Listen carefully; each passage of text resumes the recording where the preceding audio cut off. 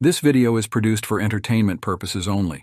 All credit to the author of this novel, Shui Qian Chen. The following spoilers are from the novel, and the series will differ. So don't expect all of this in the series.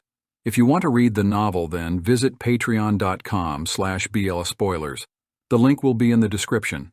Don't forget to like, comment, and tell us how we can improve. Enjoy. Let's start with the video. Chapter 38. Summary: Ming carries Joe into the bedroom and ties him up after a physical struggle. He then covers him with a blanket and tells him he'll be there for 2 days. Joe demands to play the role of Pitong, which Ming dismisses, stating that it's not suitable for him. Ming proposes instead that he recommend Joe to the director for another role. Joe persists, saying he wants Pitong's role, but Ming refuses, saying it's not something he could handle. Ming tells Joe that he'll release him after the film ceremony and take him to see the director on Monday. Joe, however, says he wants to break up with Ming cleanly. Ming doesn't understand why Joe is being so persistent and pinches his chin, causing him pain. Joe tells Ming that he wants to break up, and Ming responds by kissing him forcefully. Ming tries to negotiate with Joe, telling him that they've always gotten along well and that he misses him. Joe asks if Ming can like him the way he likes Pitong, but Ming remains silent. Joe realizes that there's no way they can communicate and closes his eyes. Ming continues to kiss him, and Joe turns his head, not wanting to respond. Ming lays next to Joe and caresses his skin, but Joe remains silent and unresponsive. Ming hugs him tightly, but Joe still doesn't respond.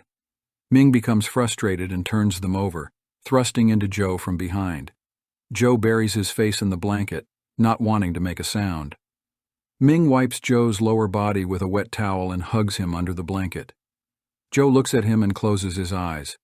Ming holds him overbearingly and tells him that he won't treat him as Pitong again. Joe doesn't respond. The next morning, Ming gives Joe back his keys and phone and tells him that he'll take him to see the director. Joe goes along with it, and they meet Ling at a hotel cafe. Joe tells Ming that he needs to go to the bathroom, and Ming lets him go. As Joe walks away, Ming doesn't realize that this is the last time he'll ever see him. Chapter 38. Summary: Woot's wife was unwell, so he stayed home to care for her. When he saw Joe, he was startled and grabbed him, demanding to know where he had been for the past 2 days. Joe looked exhausted and pushed Woot inside to talk. Woot noticed Joe's pale face and feared that something terrible had happened to him. He had known Joe for over 10 years and trusted him to be responsible and reliable. Therefore, Woot was worried that Joe might have been in an accident. Joe finally admitted that Ming had stopped him from going to the opening ceremony. Ming is Tong's future brother-in-law, and Tong has called him to prevent Joe from coming. Woot became furious and accused Tong of using force to bully people. Joe sighed and told Woot that he couldn't face Director Pao and President Wang, who were both angry with him. Woot reminded Joe now he could no longer work in the entertainment industry. Joe had been a stuntman for many years and had built connections with many people. He had begun to pick up some martial arts supporting roles and stunt coordinator work. However, because of this matter, he had lost everything. Woot felt helpless and didn't want Joe to lose his job. Joe asked Woot if he could find him some other work, and Woot reluctantly told him about a documentary crew that was going deep into the northern mountain to track a mysterious primitive tribe. The conditions were harsh, but Joe agreed to go, as he had no other skills. Woot regretted introducing Joe to the documentary crew, as he was worried about his safety. However, Joe was determined to go, as he didn't want to be idle and think too much about his unrealistic love for Ming. Woot called the person in charge of the crew and introduced Joe, who was quickly accepted. Joe would be leaving in 2 days, bringing only 2 sets of clothes. Woot was overwhelmed with pestering calls from Ming and Seoul, who thought that Woot knew where Joe was. Woot didn't tell Joe about the calls and reminded him to take care of himself.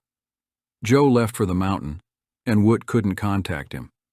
Woot knew that Joe didn't want to turn on his phone because of Ming and Seoul. Woot was pestered with calls from Ming and Sol, who thought that Woot knew where Joe was. Joe was at a low point in his life, but Woot didn't tell him about the calls and reminded him to take care of himself. After a year, when everyone had forgotten about this matter, maybe he could come back and continue doing work as a stuntman again. The documentary crew settled in an outback remote area of the northern mountain, which was far away from the world, but the scenery was beautiful and the air was fresh. After spending a few days with them, Joe felt much better, as he was exhausted every day and had less time to think about Ming. However, on the 8th day of entering the mountains, they stayed in the last village that had communication with the outside world. Going forward, there were no public roads, and they could only carry their heavy equipment and walk on foot. Joe couldn't sleep that night and took out his phone to call Woot. He was afraid that something might have happened to his sister-in-law, as her delivery date was near. He quickly charged his phone and took it to the highest point in the village where the signal was strongest.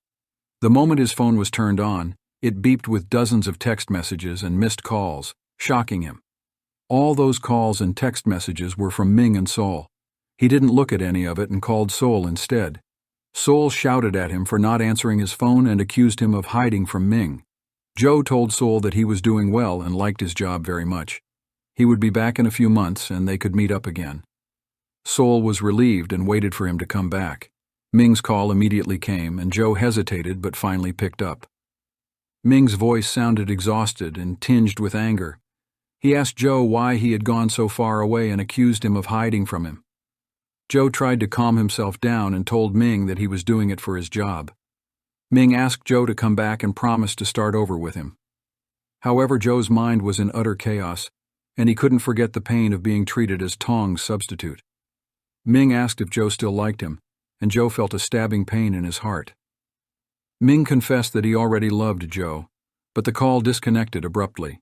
Joe looked at the dark screen and stared at the phone for a long time before returning to his room, lying on the bed, unable to sleep the entire night. The first time he saw Ming, he was mesmerized by him, and this image had become the entire image in his mind, making him feel such severe pain as if a knife was being twisted in his heart. After Joe's rebirth, the last few days of his previous life were the days that he was most reluctant to remember. On the 4th day after they entered the mountain, there was a sudden rainstorm, and a terrible mudslide occurred. The entire team was in chaos, and Joe was no exception. He had always been with the second half of the team, but when the mudslide occurred, everyone scattered and fled in all directions.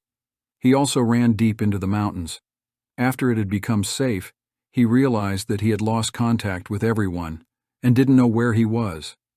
Joe had been carrying photographic equipment worth more than 8 million Thai bahts and weighing more than 10 kilograms. He didn't dare to slack off and could only rely on his memory to keep going. However, he lacked survival experience in the wild and didn't know how grave his situation was. He panicked and made the wrong decisions. He was getting more and more panicked, and the judgments that a city person can make are mostly affected by fear. He was exhausted and completely lost in the forest. Joe could never forget how his foot landed on what felt like empty air. The feeling of rapid fall is a kind of fear deeply ingrained in a person's bone marrow. He didn't have time to fear nor shout. His mind swiftly swept past his 30 years of life. Then, he could no longer feel anything anymore. Chapter 40. Summary: Joe and Ming's encounter in the elevator brings back memories. Ming can't recognize Joe, but his eyes linger, creating a sense of familiarity. Joe's new appearance hides his old self, but Ming's gaze makes him uncomfortable, reminding him of his past mistakes. Joe rushes home, seeking comfort in his mother's care. The warm atmosphere contrasts with his anxious thoughts about Ming. He shares his day with Ying, who listens with enthusiasm, her eyes shining with hope for the future. Later, Joe calls Woot, his benefactor, to thank him for the job opportunity. Woot asks about Ming, revealing his concern. Joe downplays the encounter, but Woot warns him to stay away from Ming, citing his influential background and questionable character. Joe reassures Woot, but he feels uneasy. He attributes it to his 1.85 million Thai bahts debt, hinting at a deeper source of anxiety. The chapter ends with Joe's internal conflict, setting the stage for future developments. Thank you for watching. If you want to read the novel, then visit to patreon.com/blspoilers. The link will be in the description. Special thanks to my legendary supporters: Rebecca, Ann, Brian Stargell, Chelsea 212, Suzanne 233, Tamara Coomer, MZT, Maria Lalbachan, Sharon Fong, Martina Bosankova, S. Armstrong, Puri, ed.